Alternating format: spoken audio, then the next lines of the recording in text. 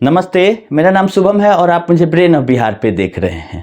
बहुत दिनों के बाद ये वीडियो आ रहा है क्योंकि जो ऑर्डर आया था 17 नवंबर वाला माननीय सुप्रीम कोर्ट का सहारा सेबी वाले मामले में, उसकी जानकारी हम ऑर्डर आने के पहले ही आप लोगों को बताए थे कि मीडिया में आया था। उससे अधिक कुछ ऑर्डर में नहीं था। बहुत लोग मैसेज कर रहे थे कि ऑर्डर में क्या आया बताइए। तो ऑर्डर में सहारा सेबी में यही आया कि 4 वीक का समय दिया गया है रिप्लाई फाइल करने का और 6 वीक के बाद फिर से मामला को सुना जाएगा, जिसका टेंटेटिव डेट 6 जनवरी 2026 दिखाया जा रहा है। और ऑर्डर में वही चीज नया है एक, जो कि पहले भी हम आप लोगों को बता चुके हैं कि कोऑपरेटिव सोसाइटी जो सहारा की है, मिनिस्ट्री ऑफ कोऑपरेशन को पार्टी बनाया गया है। ये एक अच्छी खबर थी क्योंकि इसके पहले मिनिस्ट्री ऑफ कॉर्पोरेट अफेयर्स को पार्टी बना लिया गया था गलती से। चूंकि एएसजी जो है आपका भारत के, वो अपीयर हुए थे, वो बोले थे कि बहुत सारे कोऑपरेटिव का मामला इसमें पेंडिंग है और पैसा फंसा हुआ है, इसलिए उसको कोऑपरेशन को पार्टी बनाया जाए। हो सकता है इसका लाभ आगे मिले।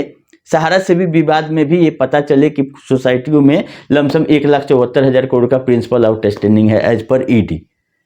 तो उसमें जाना जरूरी था। ये चीज एक अच्छा हुआ है जो कि ऑर्डर में भी लिख के आया है कि कोऑपरेटिव डिपार्टमेंट को मिनिस्ट्री ऑफ कोऑपरेशन को भी पार्टी बनाया जाए।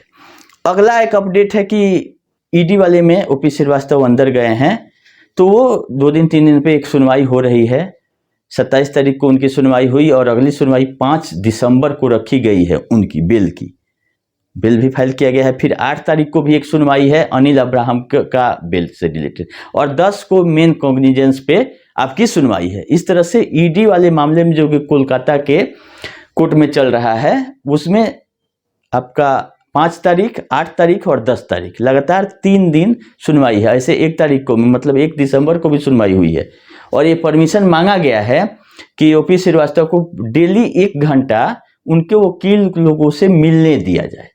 जुडिशियल कस्टडी में 14 दिन का डिमांड किया गया था जो कि अप्रूव हो गया था, और 10 तारीख तक वो रहेंगे जुडिशियल कस्टडी में पिछले ऑर्डर के हिसाब से, लेकिन प्रतिदिन वो 1 घंटा मिल सकते हैं अपने वकील से, ऐसा आदेश आया है। 1 दिसंबर का स्पेशल इसीलिए सुनवाई करा के ईडी वाले मामले में कि ओपी श्रीवास्तव को अपने वकील से मिलने दिया जाए। वकील का नाम नंबर ऑर्डर में दिया हुआ है।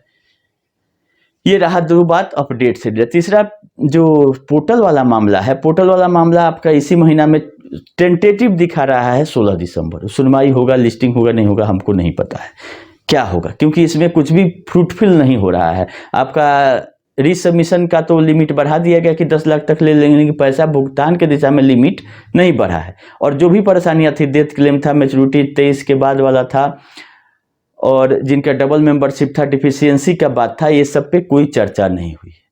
लेकिन जो पार्लियामेंट है वो शुरू हो गया है 1 दिसंबर से। उसमें दूसरे दिन ही सहारा से जुड़े 2 मैटर को उठाया गया है। माननीय 2 सदस्य क्वेश्चन बहुत अच्छा पूछे हैं। आंसर तो आप लोग को पता है, मीडिया में भी आ गया है, बहुत लोग बताए भी हैं कि ये अमित शाह ने कहा, लेकिन पूछा क्या गया था ये हम आप लोग को बताएंगे कि कितना अच्छा सवाल पूछा गया है, और सरकार का जो जवाब है वही रटा रटाया एक ही सिस्टम में दिया गया है। हम आप लोग को 3-4 सवाल बताएंगे जो कि आप लोग हमसे पूछते हैं, तो सरकार जिस सवाल का जवाब नहीं दे पा रही, हम लोग कैसे देंगे। अमित शाह जी से पूछा क्या गया था माननीय 2 मेंबर के द्वारा, एक है राजीव राय और दूसरे हैं चिंतामणि महाराज। 2 पार्लियामेंट के मेंबर हैं जो कि क्वेश्चन किए थे माननीय सहकारिता मंत्री अमित शाह जी से कि हम इंपॉर्टेंट पॉइंट आपको बता रहे हैं कि पोर्टल जो आया है वो 4 साल 5 साल से लोग इंतजार कर रहे हैं, उसके लिए क्या व्यवस्था आप की है सहारा के कोऑपरेटिव में जिसका पैसा फंसा हुआ है।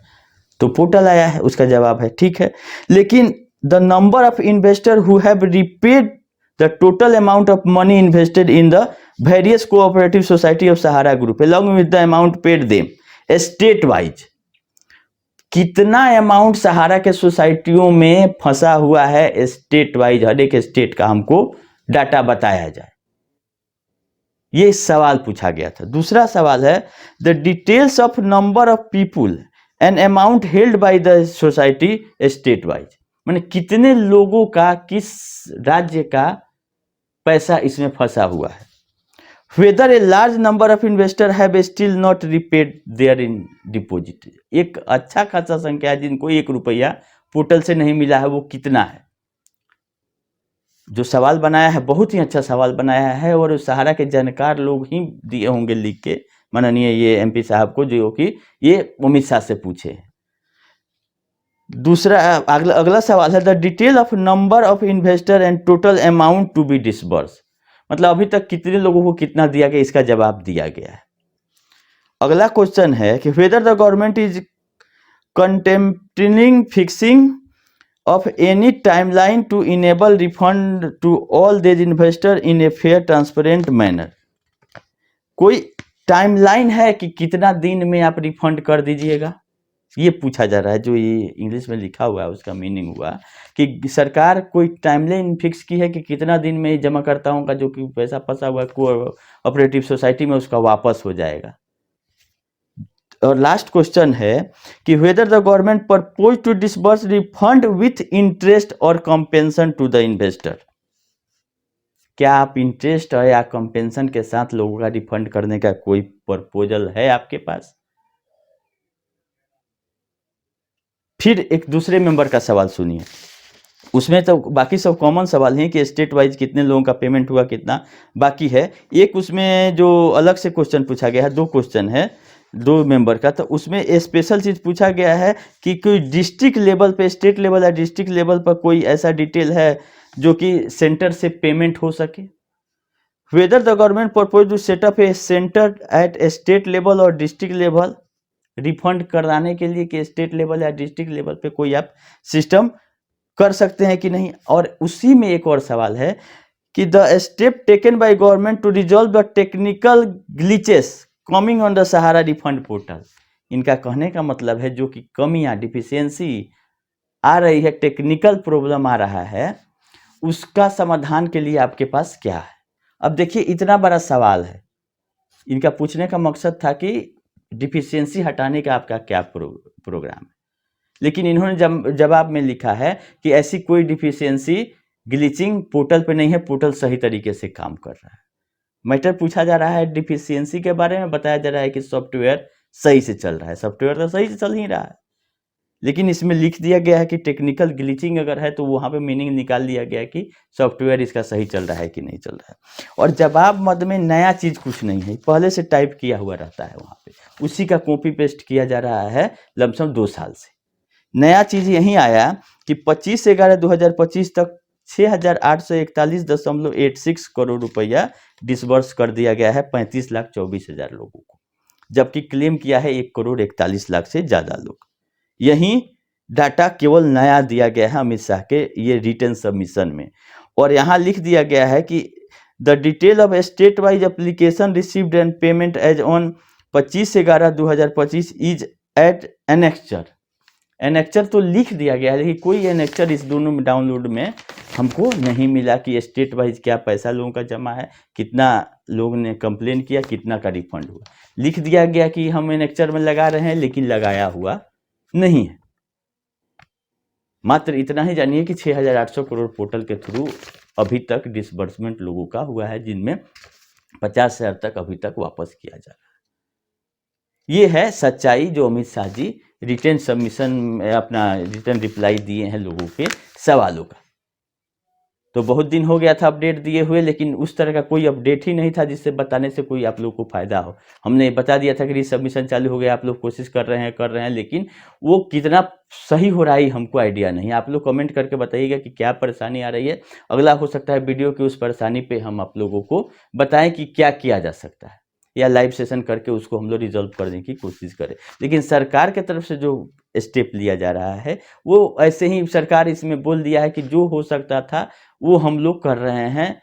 सरकार कोशिश कर रही है कि किसी तरह से लोगों का पैसा अपना 100% दे रही है। इनका बयान यही इनका 100% है कि 50,000 तक 2 से 5% लोगों को मिल रहा है।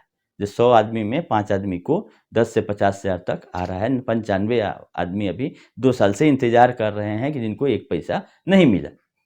जिनका अप्रूव भी हो गया है 10,000 एक बार वन टाइम मिल गया, तो अगला बार नहीं मिल रहा है, वो भी अभी इंतजार करें। पैसा पड़ा हुआ है, सब कुछ सिस्टम है, लेकिन ये अपना धीमी गति के समाचार की तरह अपने हिसाब से सरकार इसको घुमा रही है और परेशान हो रहे हैं जमाकर्ता।